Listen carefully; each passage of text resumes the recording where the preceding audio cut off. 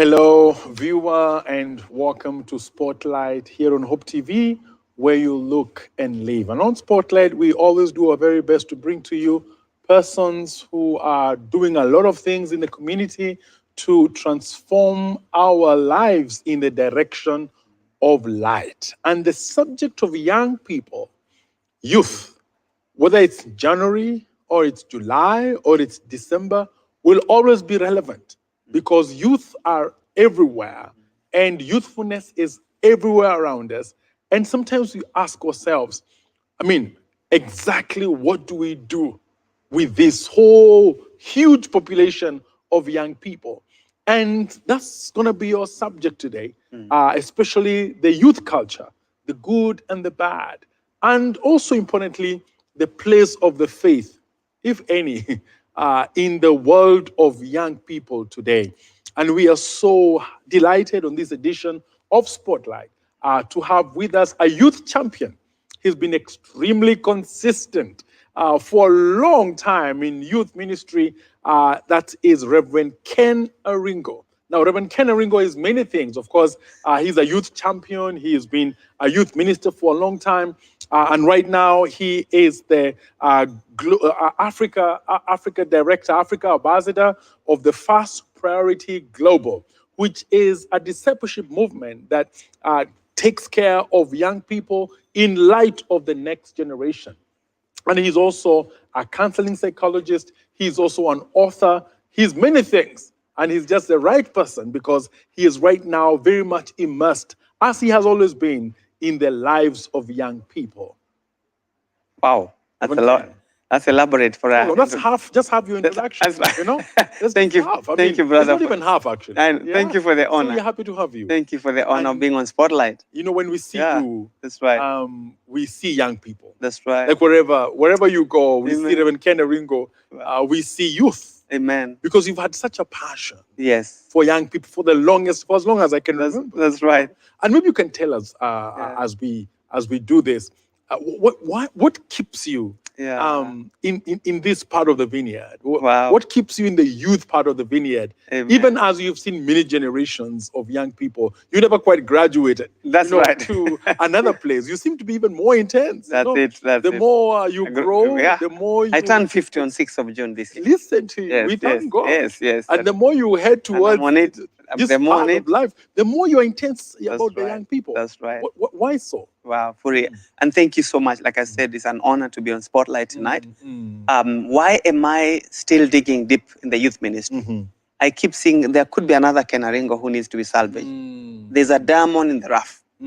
I do this because one time, I'll never forget in that high school, this consistent preacher who would come every other Sunday, and we used to laugh at that guy, literally laugh at the guy. He did anything small, we made a joke out of it. And he was ever there, like the sun rising from the east. And I know this guy, there's something, either he's crazy or he knows something, I don't know. But I was won by his love. And so I want to say that the gospel moves at the speed of relationships. And for young people, I have discovered they don't care about your title. You know, those things you are saying, bro, I don't tell them. I was in a place yesterday with 20 young people. And I just called them for a pizza date. And I just put $75. I said, the next 3 hours, I want to burn this $75 on these young people. Let's just eat. And they just came and all types of pizza. We just sat there and we ate. And then towards the last 20 minutes, say, anyone with a prayer request, and 99% of those kids in that place told me, family. Family. And we'll talk about that. Pray for family. I'm like, oh, okay. And so that was a sober moment. The rest was all later. Let's just talk. Yeah. And I discovered, man, for someone to reach to the uncomfortable conversation, especially the young people, they only get to you to where it matters most. I like telling them, can you get to the heart of the matters, where matters hurt most? And they rarely get to there until they have trusted you that you care. Yeah. And I think John Maxwell says it so well. No one care.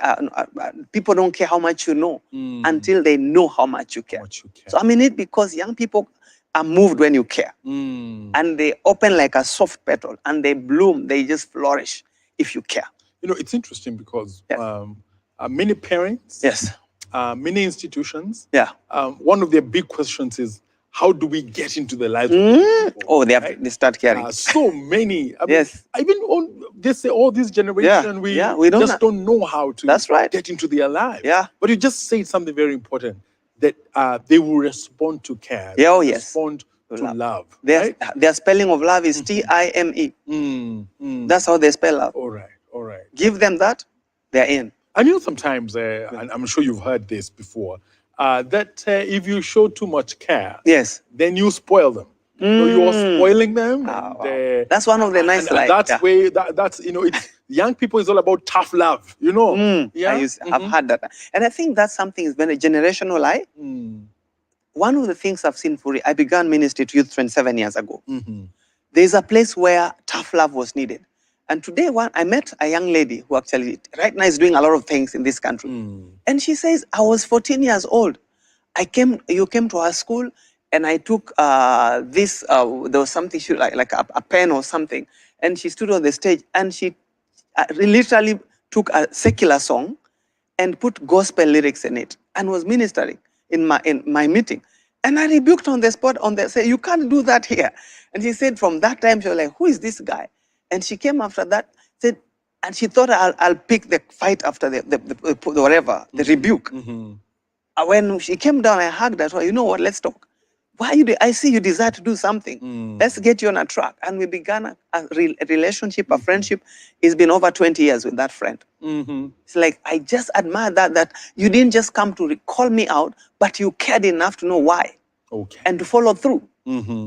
You know, and then there is also, Reverend Ken, Yes. they're very fearful and anxious, either parent or guardian or caregiver, who also feels that if you rebuke this, we lose them. You lose them, or they threaten you, and they will slip away and do something that you might regret. That's right. Now, how do you do this balance? Wow, thank you. The balance between discipline and love and care is one that must always have a balance. The pendulum must be both ways. So if I have rebuked, my firstborn is turning 18 in the next 6 months. My friend, if there's a friend, I can tell you, my son Victor is my friend. And he tells me so. The other day, I was not in the country, and they went there was a visit at his school. And my last born daughter, who is 11, told me, do you know, my brother Victor was missing you at school. You were like, Dad should have come because I want to introduce you to his friends. I'm like, oh, wow, that's a nice one. I didn't see that, but he says, you engage. So, bro, I want to say this. It is okay for us parents to be anxious. How can I get in? But the truth is this. We also need to stop and realize at one point we were young and ask ourselves, who ministered to you? Who did you feel touched you? And for me, the reason why I'm sticking out for young people, I look at my own life as the SI unit, the template. Whoever touched me when I was 14 or 15, I can tell you, I know what they did. And what they did has not changed today. If you do the same thing, the young person, that will never change. The why is they need love. The most universal need anyone needs is to be loved. They need to be needed. And so, yes, I can rebuke my son to that. If you yesterday I felt like you lied to me. Bro, can we talk? I said, yeah, okay. And why do I think so? I've done my research. It didn't add up. You have a chance to defend yourself. If you're in a court of law, for example, I say, let's reenact a courtroom. And like, okay, now we are to Kokotini. Then we laugh about it at the end, like, that was funny. I caught you red-handed. I said, Dad, I'm like, okay, it's over, man. Let's move on. But sometimes we get so stuck. We become the class prefect. Our father is a class prefect. No. You must also realize you need to change that role. So those roles keep changing. When you are a disciplinarian, it needs to come back to the guy, the hugger, the guy who stops and says, let's laugh. The joker. There are enough times I'm a comedian. In our house, we have an evening devotion. There's a man called Dr. Peter Kariuki. Now he's prof. And Mama Leah. I used to literally live between my house and their house. I'll never forget the supper being cooked and ready and put on the table, and you can't eat it until there's a full devotion, PCA style. And we would have a full 1 hour devotion and finish before it. I'm like, and it was exciting. The food is ready. It has been made, but just have hymns, then testimony, then a sermonette, everyone would share. And I was like, wow, because I need the food, I'll stay long enough for this. And I adopted that for my family. Yeah. And man, isn't it rewarding? And also for the young people Oh, who yeah. bought pizza for. Oh, yeah. You know, Kuna kachakula. Let's talk. And let me tell you, Yeah. food goes deep. Food Yeah, goes and deep. You know, you Yeah. family, because just again picking on the fact that Yeah. even the young people you met Yes, prioritized family that's right. as a huge Yes, part of oh, yeah. concern. Now, according to the young people that you speak to, Yes. what would you say are the top concerns that they have concerning family? Because sometimes you'd maybe think they would think about their own image, or they would prioritize something else, like, you know, their ambitions or something Yeah. like that. But to hear them caring about They do. family, what are the top issues that are a concern for them? Bro, and I picked this from us letters yesterday. Yeah. I asked myself, why are these? So a few guys who are courageous went on and say, you know what? Hey, we need to pray for my family. I'm like, okay, then I keep quiet. Pray about what? Let's just pray for togetherness. Then look for a nice word. Pray for unity. And I could hear the recurrent theme: brokenness, family breakups. They are not seeing a full picture of what family should be. So they are struggling to explain for the family. You know, you come out and like, what I've come from doesn't look like one. Can someone help me to make it one? So literally kids trying to become advocates for moms and dads, to behave like they're married, to behave like they're a couple, to behave like their parents. And young people are real, Pastor Furi. Yeah. Young people are so real. When they don't see what is legit, they will tell you. And what they hate is the pretense. I kept saying this, guys. When we are pretending and out there we are something that we are not inside, I can tell you it bothers young people. So they live in a conflicted world. Who will set this thing the way it's supposed to be? Yeah. So they keep crying, can someone come in and help? And as you know, adults, we know how to wear our masks well. Young people, many times, when they get the mask off, it is off. And so I care to say that the cry I hear among young people is, can we be real? If we are a family, can we be real with one another? For example, people are going through financial struggle. There's a serious, economic challenge across the board. And sometimes that thing of insecurity, where we are not sure, when a dad comes and says, I don't know what you will eat tomorrow, I don't know how you go to school, and you are the leader, you come and say, guys, me, I don't know. Now, how will this guy take that message? How do they process that? What do they do with it? They get anxious, they get into depressive, whatever challenges, and before you know it, these guys are trying to help you the best way they know how. And a kid who told me, I'm going to steal, I'm going to rob a bank, I'm going to find a way of ensure that my dad does not look worried. Because the guy's worried. I don't want him to die. What can I do to help my dad? It's interesting because, Yes. or not interesting, but it's actually uninteresting. Yes. To know that young people are seeing. Yeah. But it's interesting that us as grown-ups, yes, or as heads of family, yes, we want to imagine. That's right. They are Young people aren't seeing. Oh, they are too young to see. Or even they shouldn't see. Right? They shouldn't see. They're watching. And now when parents know, Yeah, because you're bringing this great insight, yes, that the young people are watching and seeing, not just seeing, but Yeah. what they're seeing is impacting them. that's right. Right? Yes. So how should parents then position themselves? The issue is, do we stop long enough to hear their questions? Because I can tell you, a lot of young people have so many great questions, good questions about Christianity, about their own life, how to do things. But guess where? Who is talking to them? Social media is loud. Their peers are loud. Google, Google University is loud. But where they come, where they need the answers, we are silent. And like you said, we are silent. I say we kneel by mouth, because I'm hoping that they will not ask me. I'm just hoping they'll ace it away, and somehow someone will. And I like how sometimes, as a youth pastor, I've been a youth pastor for a long time. I almost see young parents come in and tell me, there are things I can't do. Just, Pastor, please sort it out. Bring me a complete, well-made guy. I'll be so happy. Okay? And I'm thinking, this person wants to hear from you. I'm going to have, in the next 3 weeks, have a conversation. We have parents sit and have their young people sit. And I've decided I want them to hear from their young people in the presence of comfort of numbers. Sometimes there's security numbers. Here, other people, other young people, and other parents in the same room and just say, what's going on here? Because we are not stopping long enough to sit and hear their questions. So they are asking the wrong sources. And those sources have ready answers like this. So who is responding? We need to create forums, safe spaces in families. The reason why, for me, I admire that man called Professor Peter Kariuki. He taught me how to have a safe space in the family where people come, before you eat, we also have a chance to respond to the person who we owe our lives to, and that's God. So he showed me that this God issue is not in etc. It counts. He comes first. He's critical. He's central. And I'm saying there are spaces where I don't necessarily go to preach to young people. I was in the UK last week. Bro, I went on the trains in the UK for hundreds of hours. For that 1 week I was there, one thing I noticed, the culture, earphones. Young people have locked in. So I was in a place training young people and I asked them, what is the issue with the UK? And I get on the train, everyone seems to have their earphones. They say, you know what, I don't want to be disturbed. My safe space or safe place is me and my entertainment. So they have locked out everyone. Yeah. And they are locked in. So for you to come in, I needed to get to this station. I missed it. And I went 3 stations ahead. So I was trying to tap 3 people next to me, just help me. And no one.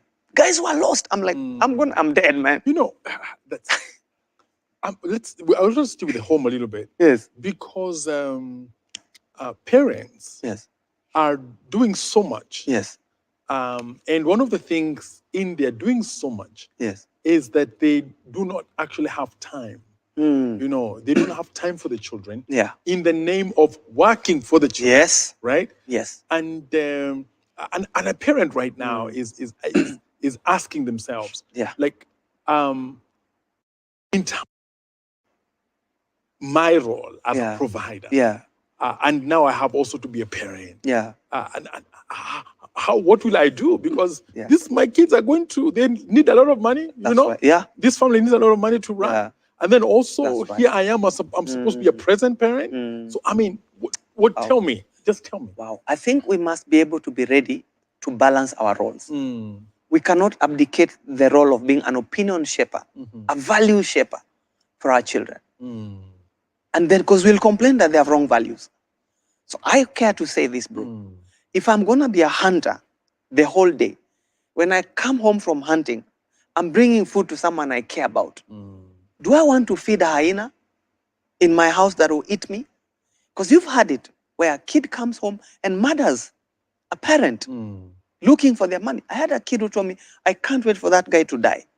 Honestly, I can't wait for that guy who calls himself my dad to die so that I can take what is mine. Like, whoa, does he even know that you're working so hard? He's waiting for your exit, meaning your entry left the station. Kitambo, hauko, you're gone. That scared me. So every ailment is opportunity. When it is no, we are not. That's not good. Laughing about this. We shouldn't be laughing. But it scares me that I would raise someone in my house I work so hard for, and they want me out of the picture for them to now connect with what I have.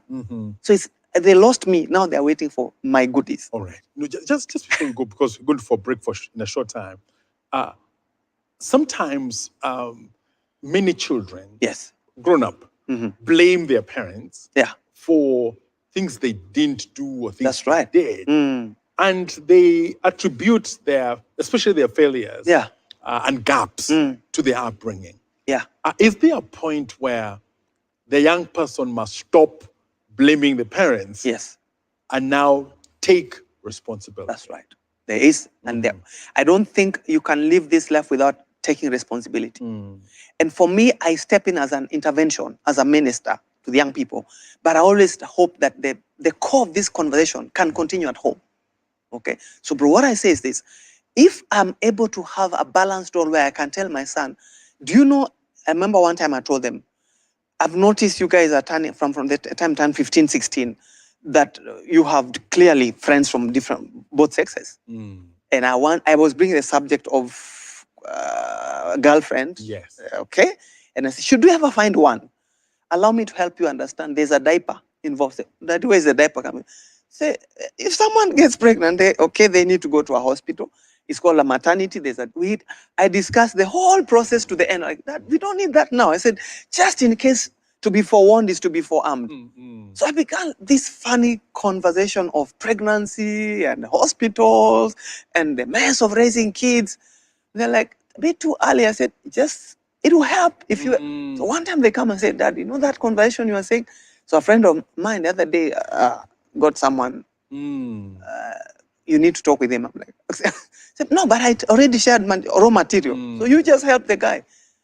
And I discovered sometimes parents, we are so afraid to start this conversation before someone else. Because what if this had happened and he has never had me say, he brought it back home because he had me begin the conversation. So he said, Dad has actually talked about this. And the friend was shocked. Your dad tells you about this? Say, yeah, he told us this 3 years ago.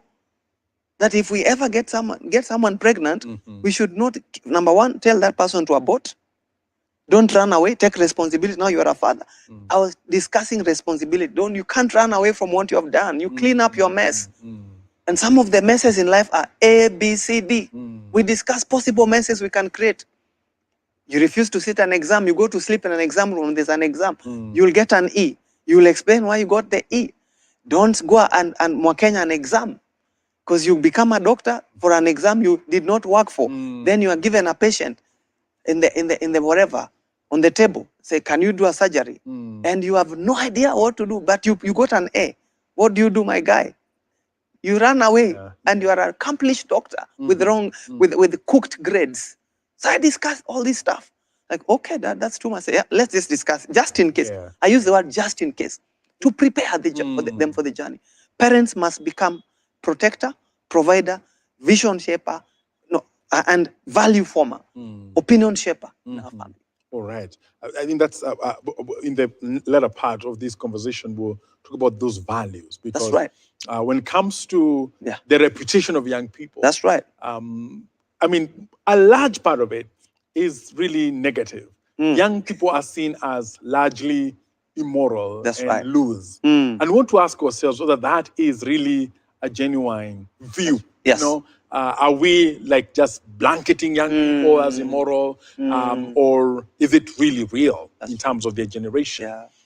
Viewer, we are talking about the youth culture today, the good and the bad. But amazingly, right there where you are, especially as a parent, you have a big role to play in terms of who the young person becomes. But let's talk about values again, and the landscape of young people and values. I think we see more on the vice form, but we'll be right back talking about values and vices about young people in this culture. So stay with us. This is Spotlight. We're taking a short break. We'll be right back.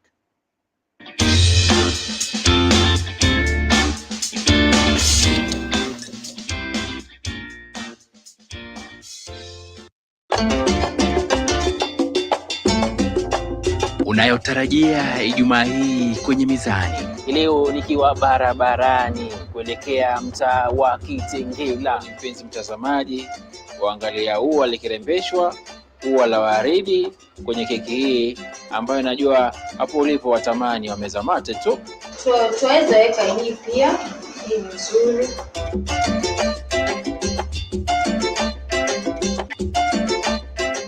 Wakati wafanya kuirembesha na maua hayo pia wapaswa kuwa mbunifu zaidi. Tukutane Mizani.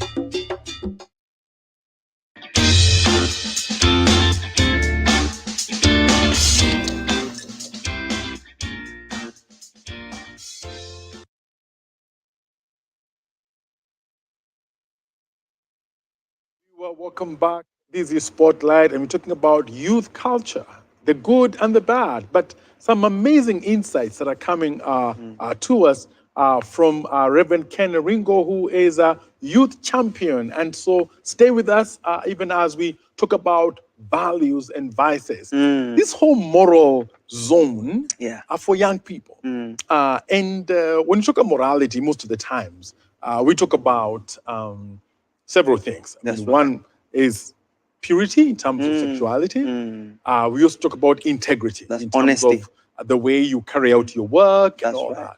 Let's start with purity and sexuality also. That's right. Because when people talk immorality, this generation seems to be quite freelance and That's right. quite liberal when it comes to the area of sexuality, such that purity is not something that describes the status of a person. It's more the status of things, like a virgin forest, That's or right. a virgin airline, or something like that. I mean, it's maybe you can tell us about this landscape, this area of morality, Yeah. specifically when it comes to sexuality. Yeah. What's happening there? Wow. Allow me, Rev, to read a verse that for me digs right into what we are talking about in terms of a vessel. It talks about a vessel and a kind of a vessel. Because I see young people as carriers. They are vessels that the enemy can use or God can use. How do we get them to do what God's bidding instead of the enemy's bidding? 2 Timothy chapter 2, verse 20.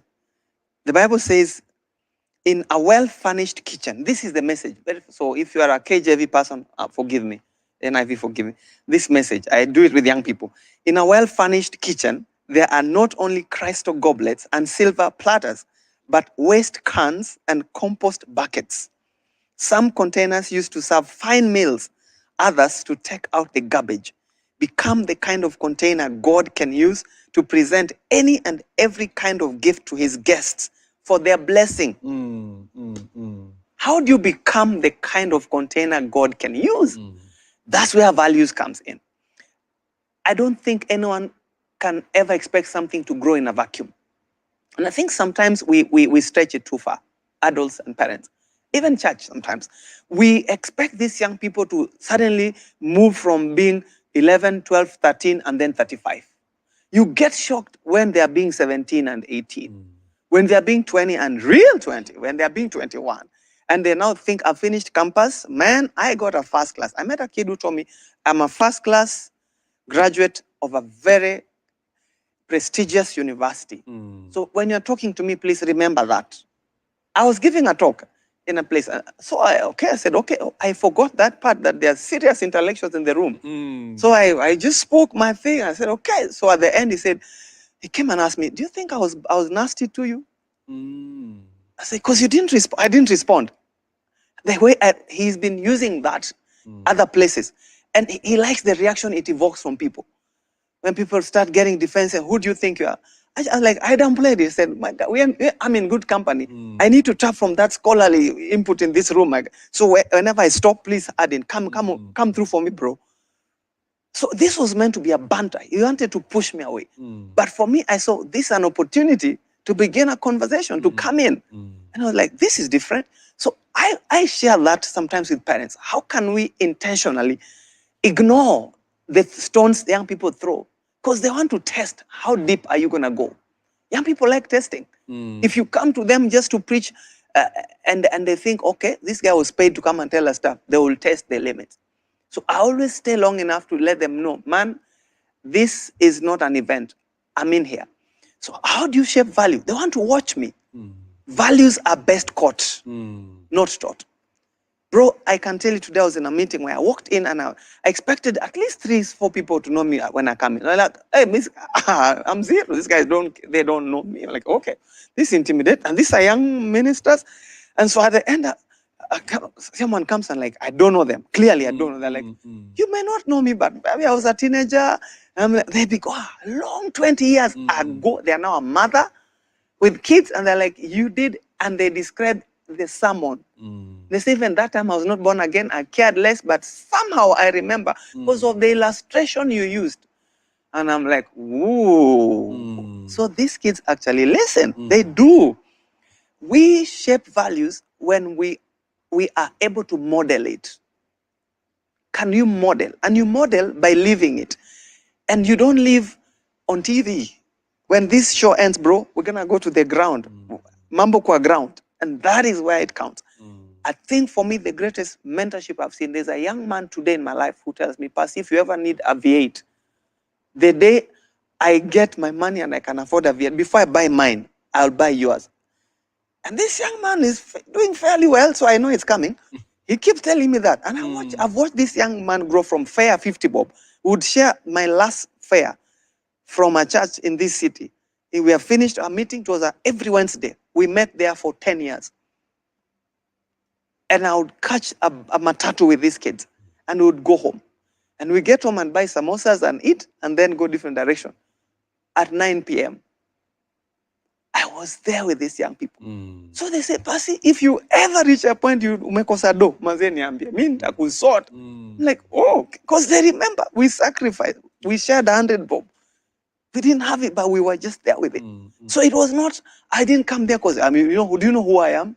No. I was modeling. It's modeling. Part of the team. So values are caught. So and then you can't give what you have, referee. You can't give what you don't have. And that's where my heart breaks. And you're not talking about your heart breaking. Yes. Because when you think about relationships, yes, and young people today, yes, it's like breakups, heartbreaks, yes, are everywhere, and also people saying I was used, other people saying I don't care, you know, it's my life, and that ends up to vices related with sexuality. That's right. And I mean, what would you say would be the value of the the value of the value purity, that's right, in the lives of the young generation today? Wow. I care to say that young people value purity when they see it. I can be a great preacher on sexual purity. I'm an author. My book is purely on that subject. But before I wrote the book, bro, I have told God, help me in this one area not to be a disgrace to the gospel. It's by grace, God's grace. So it's always by grace. By grace. So I keep telling young people, Aringo can easily fall. I'm turning 20 years in marriage this year. And I know several young people said, Pasi, tell me how marriage looks like 20 years down the line. Because they have watched, my wife is my BFF. I always tell them, if you tell me a secret and tell me don't tell someone, disclaimer, I'll tell only one person, and that's Ruth. She will have to know because she helps me do life. So they see how I treat my own marriage, my own family, my own relationship. It counts for something, bro. It counts. And that's why my heart breaks, is that many of us, we are so busy saying, that's the route, take it. And then when you finish pointing, they see you go this direction. They're like, how comes your hand is going this way, but your body is going this way? That's where we lose it when it comes to sexual purity. Yeah, COVID exposed something in our homes. Young people saw parents cheating live. Where bars were closed and a bar was brought home. And we thought they were not watching. I can tell, I've had people say, do you know our house became a pub? And adults came and locked themselves from the police. And when they finished what they had and saw, they're like, this, and you dare tell me about? No, you're lying. When the police would, did you see the police would come and bust guys and put them in a lorry from homes? And like, what's going on here? And then the young people picked it up. Then they took it to another level. I think there was one sad case, I don't want to repeat, but it was very sad. And we lost some lives of young people. They learn from us then, because they're young, they take it to another level. You know, I think the key thing here is that if you want what you want your young person to become, be. Oh yeah. You know, I tell them they're not human. They're not human doings. You know, young people are human beings. They want to see another being that be. Then they will be. And the young person today, is really also, with all these inconsistencies, is then struggling a lot to form who they are. That's right. Identity crisis. A whole crisis. Which also again, shows up in different forms. Like they are open to receive branding from whichever place that looks like it's cash. Now, for a parent who wants the young person to form a solid identity, what are some of the areas that are key? You know, what you can call like structures. They're like the columns, you know. These are the columns that form the identity of a young person. And even for the young person who is watching, and they are asking themselves, I mean, I want a strong identity. That's right. What are the key things that I should look at? Thank you. As I look at, as I hear your question, bro, Proverbs 27:17 comes to mind. The Bible says, and this is a wise man writing, says, just as iron sharpens iron, so will a man sharpen the countenance of his fellow. For me, I keep asking myself, the 11-year-old in my house, my daughter Lulu, in the next 10 years, she will be 21. What kind of person would I like to point at? The 21-year-old, what will she be doing? And I discover I need to be iron to start shaping her to be iron. Now, if you know the property, what iron is, by definition, it's tough. Iron is formed out of toughness. So we cannot afford to have a laissez-faire kind of parenting where anything goes and we expect them to become iron. So we must be able to know where do we draw the line? Where are the boundaries? We must be tough when we need to be tough. And that toughness must be tinkered, buttressed with some level of softness when it's needed. But we must be iron. So I want to say this. For me to produce a young person who is solid, I need to be solid. Solid where? In some areas. And some of those areas is how I talk to them, how I talk to my wife, how I talk to their siblings, how I talk about my boss at home. The times we come and I'm on the phone and I'm lying to someone on the other end because they are not seeing me, but guess what? Who is seeing me? This young person, like, Pasi, and they'll give him that look of, and like, you see, already you taught a value. So man, do you know someone is watching? And for me, what scares me, young people are watching more than we think they're watching. So we need to ensure that we realize that we want to, if I'm going to shape someone, I need to sharpen. Now, if I want to sharpen anything, I need to be sharp.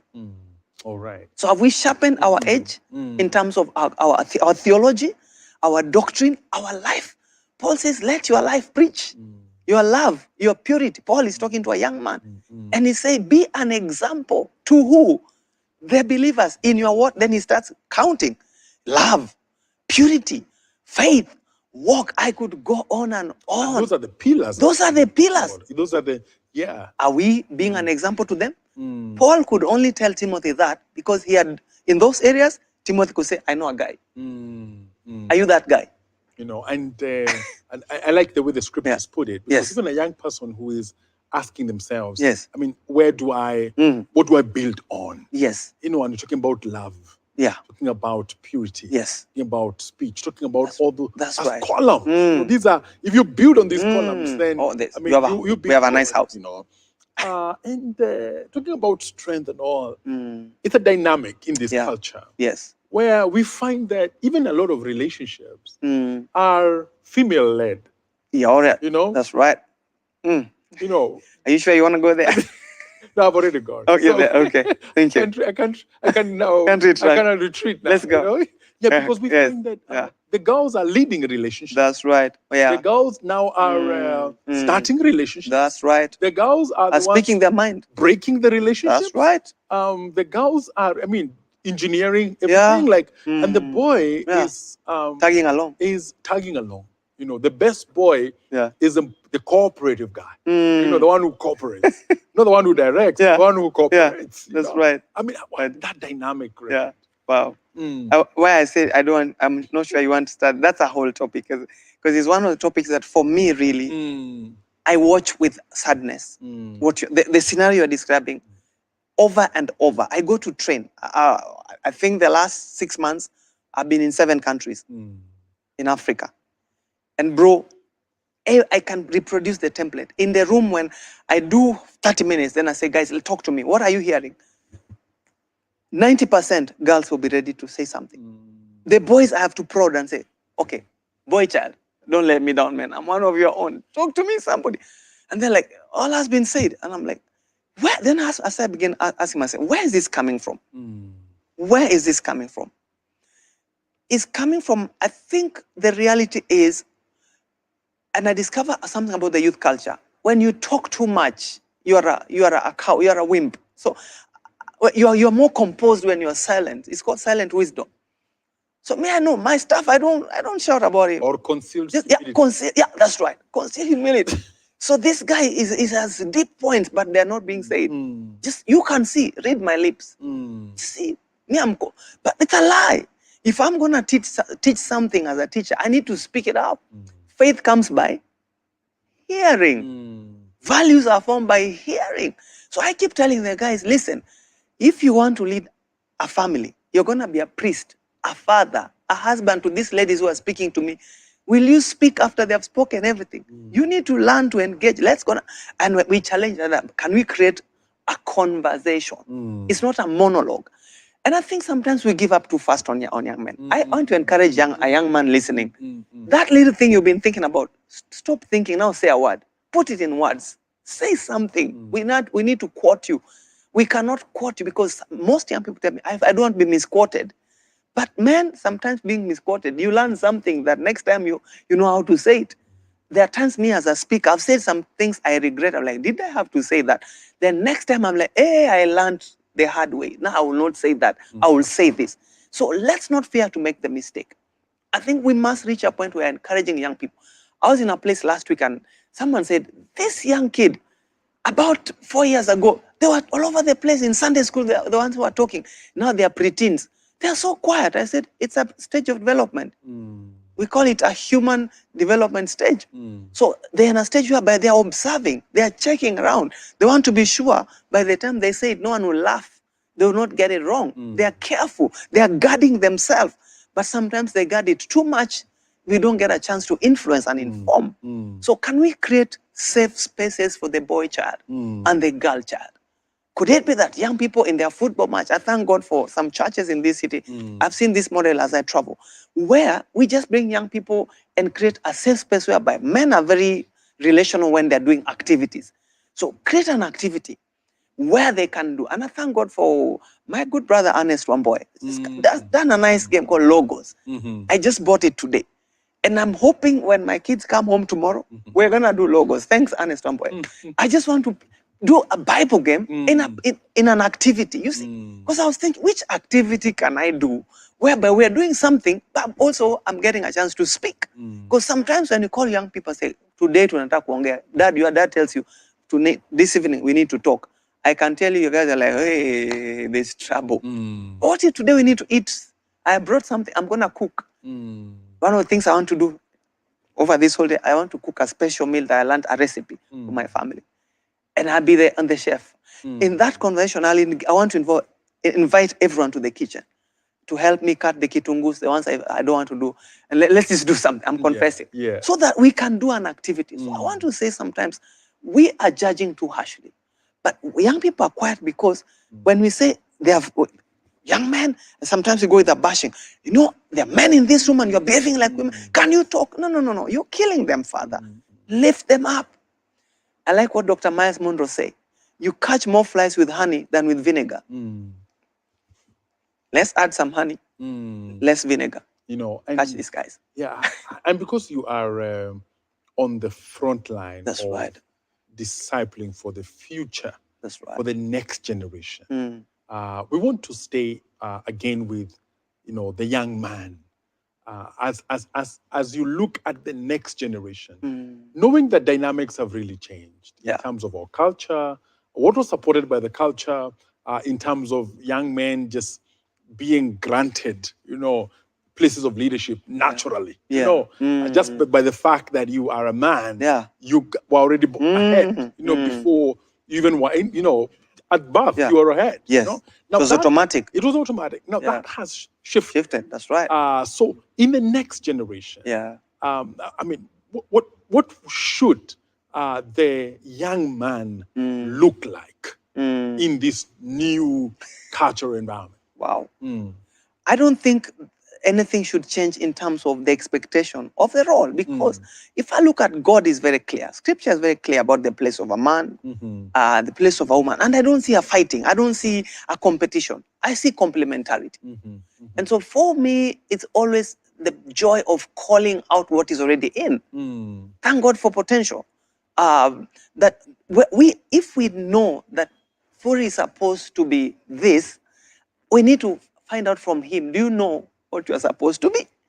And that's why I like what you sent me earlier about this whatever, tonight, this discussion. There are some answers we need to get from young people. But the question is, are we ready to listen to them asking their questions so that we can give them the answers to the questions they have asked. So I need to ask the young person, do you see yourself as a corporate leader? Do you see yourself as a husband? Enough of them tell me, I don't want to be someone's husband. The ladies are too empowered. You know what? Let them just do their thing. And this one I don't want to touch. But bro, I have this thing called LGBTQ. You've already touched it.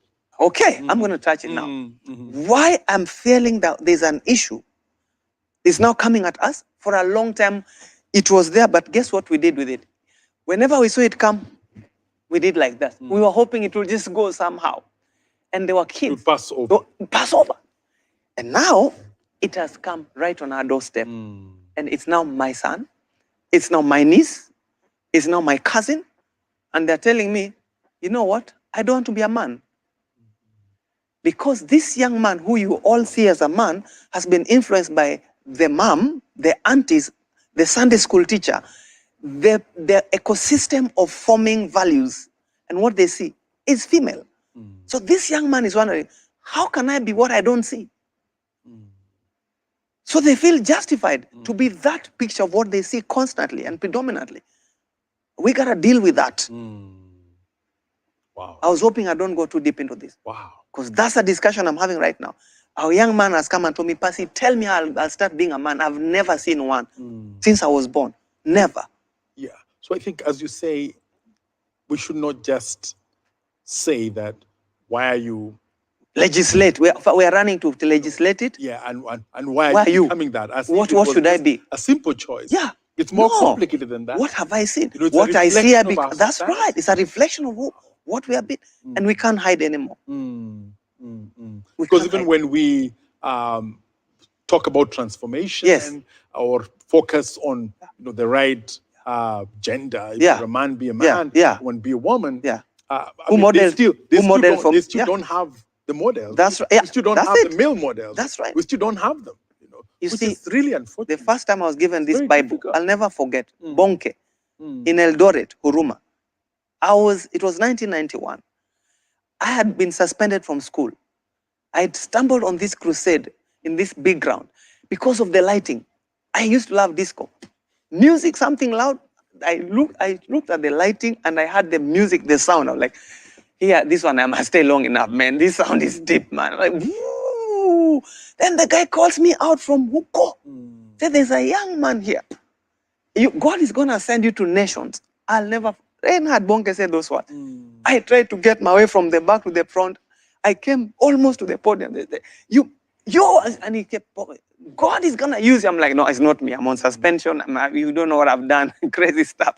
I'm not even going to go there. But he spoke it.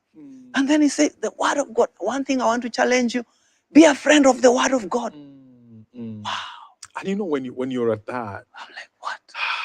Because one of the key things that we know, forms so significantly is faith. Yes. And as you say, loving the word of God. Make it your friend. But now it's a time when this same faith is questioned a lot.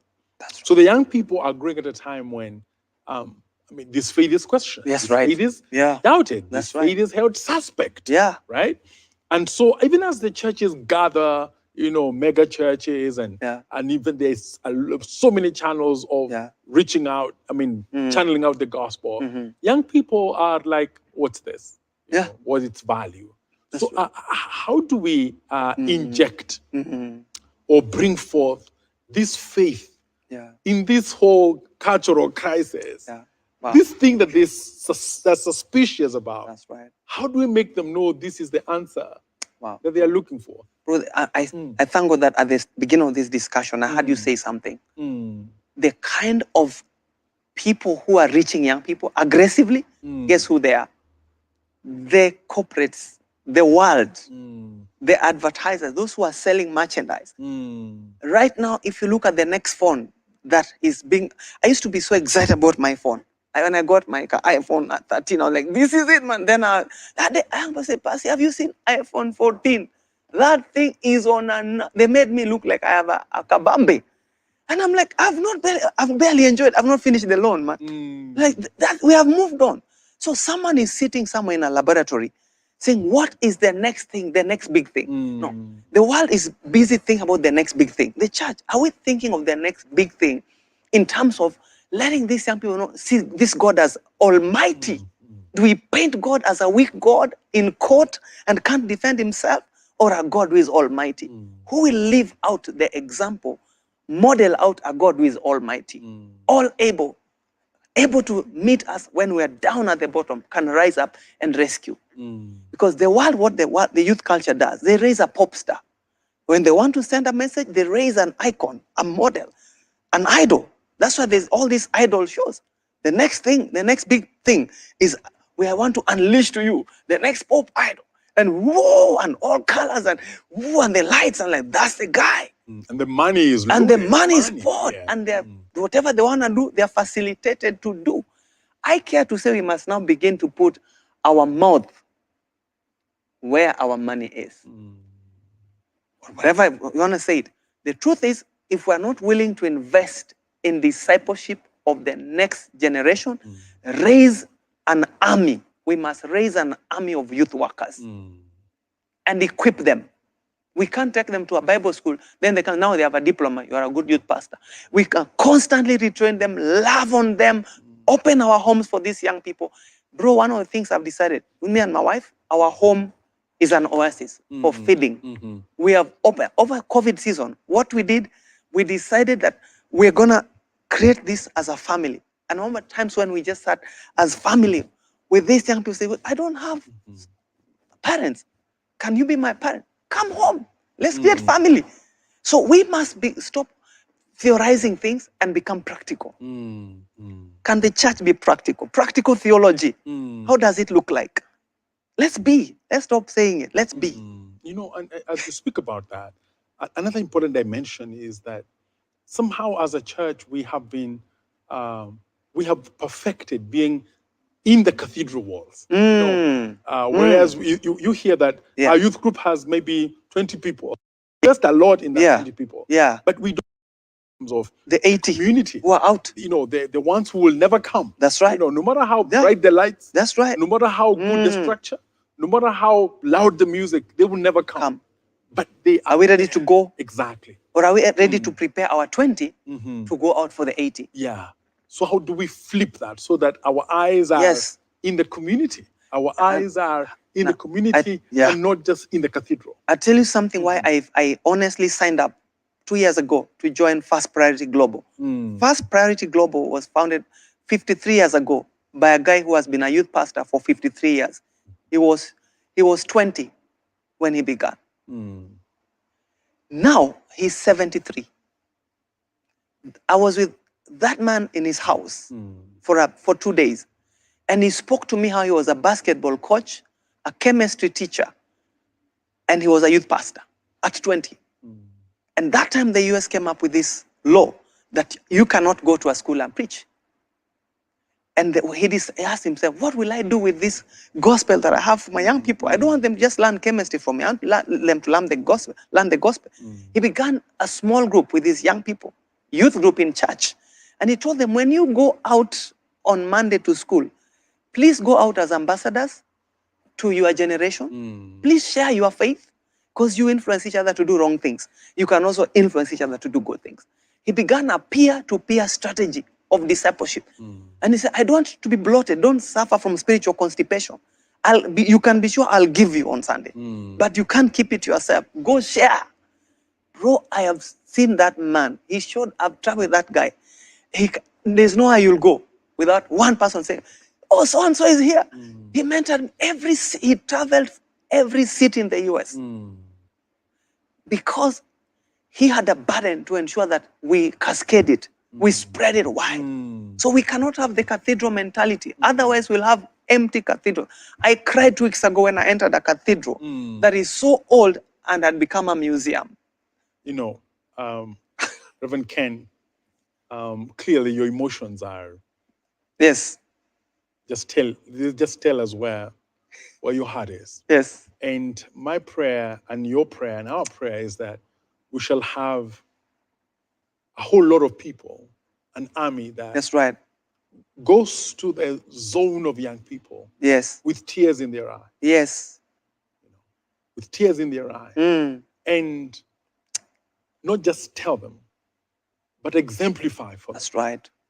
How faith looks like. How Jesus is the answer. Yes. The same one they are questioning, That's it. suspicious about. Yes. The same one they are rejecting is actually the answer. The answer to what they are looking for. Yes. He is the voice that will calm their storm. He is the Christ Yes. who will help their crisis. Yes.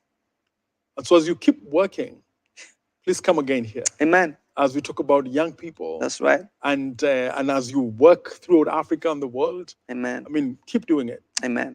It's not in Thank vain. you, sir. It's not just about this generation. It's about the next one as well. Amen. Thank you. Bless you, sir. Viewer, What an we've honor. been talking to Reverend Ken Aringo, and he ends this conversation with tears in his eyes. Yes. And when you are talking to young people, do you have mockery in your voice? Do you have sarcasm in your voice? Do you have a judgmental attitude? Next time, look at that young person again and allow them to get into your heart. Yes. Then start a journey with them and for them with tears in your eyes. This has been Spotlight. Thank you for watching.